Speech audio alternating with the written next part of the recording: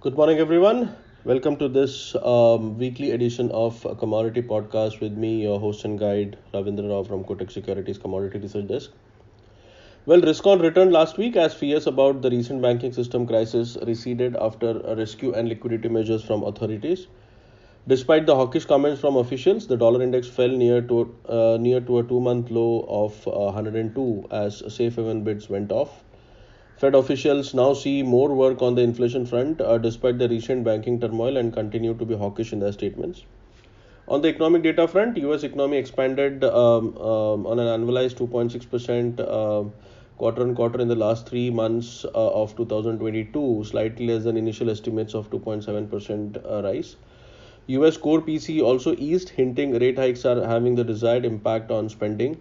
US 10-year bond yields that had risen earlier in this week fell on Friday on easing US inflation. US manufacturing PMI and labor data might be in the spotlight for the coming week as official manufacturing PMI has been in contraction for the past 4 months. US non-farm payrolls data is also expected to cool down for the month of March. On the price front, the dollar index has moved above the resistance of 102.38 in the early morning session, and now the resistance is close to 103.48, which is the 52-day moving average resistance. Until that holds, we expect dollar index to trade between 102.58 to 103.48 in this week. Any uptick above 103.48 on a daily closing basis might take it further higher. Otherwise, a consolidative move between these two zone is possible. Coming to commodity specific, COMEX gold prices started the week on a negative note on improvement in risk sentiment and a fall in the safe haven demand. As a result, the dollar traded lower.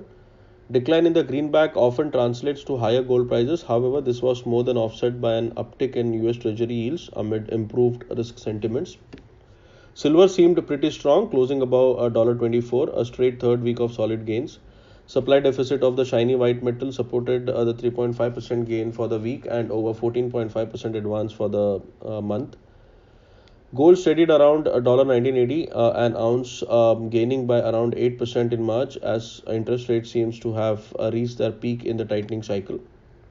On the monetary policy front, in March FOMC meeting, the Fed chair has acknowledged that they are nearing the end to the rate hikes in this cycle. Meanwhile, money markets are currently pricing a 40% chance that central bank will pause its rate hikes in May. However, a recent ease in banking sector fears and hawkish comments from Fed officials have also brought down the rate cut expectations to 50 basis points by year end, limiting the upside in bullions. Focus now will be on US non-farm payrolls, which is expected to cool down for a March month, and gold prices are expected to stay buoyed on back of a weak dollar and prospects of a Fed pivot. Having said that, in the event of any upside surprise in data, markets might start pricing in 25 basis point rate hike for the May meeting, which might prove to be a short-term headwind for the yellow metal.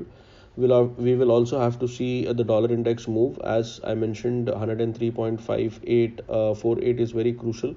If it sustains above that, then that might also pressure gold prices in the short term. On the technical front, we have been telling that the spot gold has to close above $1990, which is the breakout candle of the inverse HNS pattern. It is not happening since last 2 weeks. Prices are going above $1990, but the closing is slightly lower. So until 1990 holds on the higher side, we expect a consolidative move in gold prices, which could be between 1920 25 on the lower side, and on the higher side 1990 to 2000 would act as a resistance. In case of MCX silver, prices have taken support near 58,000 and have once again moved higher to 15 above 59,000 levels. However, until the recent highs break, we expect a consolidative move, that is 58,000 on the lower side, and on the higher side 60,000 would be the cap. Initial movements can be on the downside, but we need to see how the dollar index behaves, and that might impact the gold prices. In case of silver, the prices have reached the resistance of a channel trend line. In case of spot silver, which is near $24, excuse me, and until $24.5 or 24.60 holds, there is a possibility the bulls will have tough time taking it above the said level. So there is a possibility that the prices might consolidate. On the lower side, $23 would act as a good support, and on the higher side, 24 half would act as a good resistance. In case of MCX silver, we expect a range bound movement between 73,000 to 70,000 levels. Although the prices have breached the trend line resistance, but the recent high of 72,700 800 would act as a hurdle. Until the price moves above 72,900, we expect this consolidative move to continue in silver.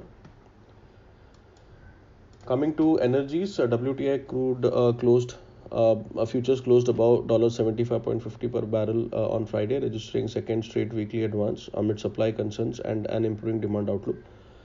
However, oil is still down. It closed 2% lower in March, witnessing a fifth consecutive monthly loss, largely due to banking crisis. Kurdish crude oil exports of nearly 4 lakh barrels per day shipped through Iraqi Turkey pipeline were halted last week by federal government of Iraq. However, on Sunday, as per the Reuters reports, Iraq's federal government and the Kurdish authorities have reached an initial agreement to restart northern oil exports this week, and Baghdad will write to Turkey to request a resumption in pipeline flows, easing some of supply concerns that curbed 0.5% of the global supply. Excuse me. But in a surprise move, OPEC Plus oil producers on Sunday announced a voluntary production cuts of more than 1 million barrels per day.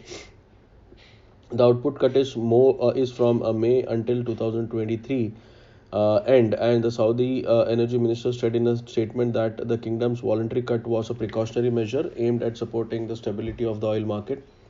In early session today, WTI crude futures surged about 7% to about $80 per barrel, on hitting its strongest level in over 2 months.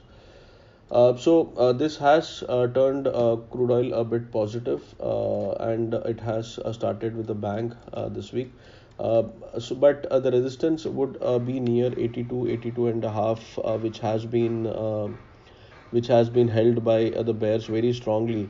Now, if it is taken out, then we might see a spurt up in crude prices. Otherwise, the upside might be capped somewhere near 82 half on the higher side, and on the lower side, now 75 half would act as a support. So until 82 half is taken out on the higher side, we expect this range in crude oil to be there this week. And in case of MCX, the prices might take resistance near 6,700 750 odd levels. If that is held, then we expect a range bound move between 6,700 to 6,300 350 levels. It will open quite higher today, but 6,750 would act as a good resistance in case of MCX crude.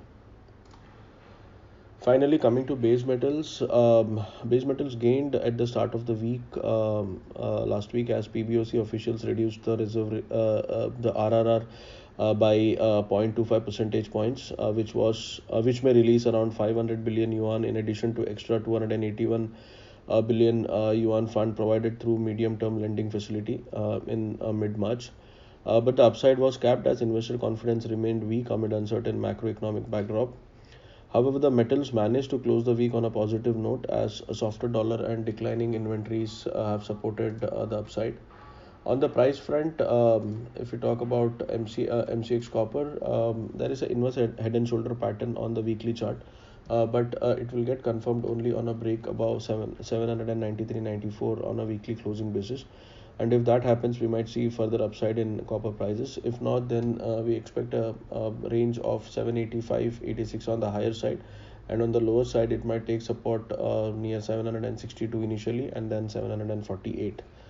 In case of other base metals, aluminium has surged higher, and there is a possibility if it sustains at this level, it might move higher close to 216.17, which is the 52-day moving average, where it might take resistance, and from there we might see some kind of supply coming in.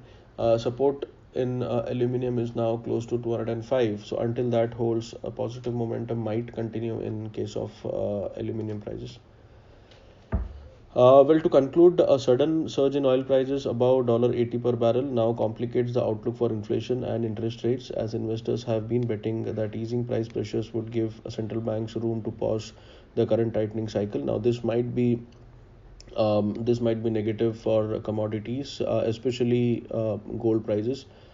Focus for the week will be the all important US ISM manufacturing PMI and the NFP print, that is the non farm payrolls print, that will guide the US dollar, thereby giving a direction to commodities, especially the precious metals.